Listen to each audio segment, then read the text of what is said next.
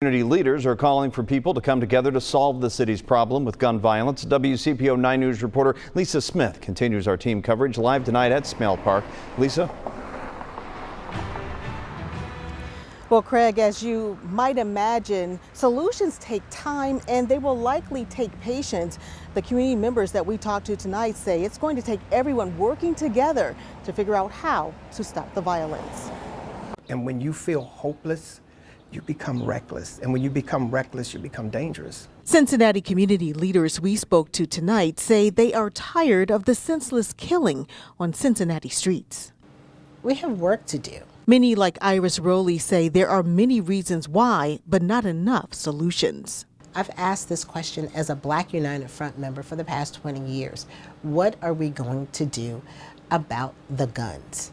She says there was a program several years ago called Out of the Crossfire, led by a UC researcher who talked one-on-one with the shooters. She would be able to do some holistic intake and wrap services around them to understand what placed them in that predicament. But money dwindled. I would love to ask shooters, what were you thinking? However, this weekend, Pastor Damon Lynch will open up his Roselawn Church for a community conversation about gun violence in Cincinnati. I mean, it's easy to say Tamir Rice, John Crawford III, Walter Scott, George Floyd, Sandra Bland. We know those names like the back of our hands.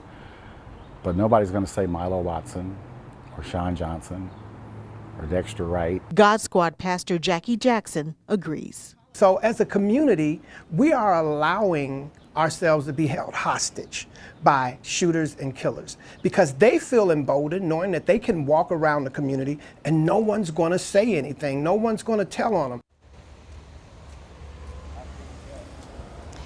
And Pastor Jackson said that sadly more people tend to speak up when the violence hits home. Meanwhile, Pastor Lynch mentioned a third homicide victim, Sean Johnson. He was killed in a separate incident last night in Winton Terrace. Reporting live at Smale Park, Lisa Smith, WCPO 9 News.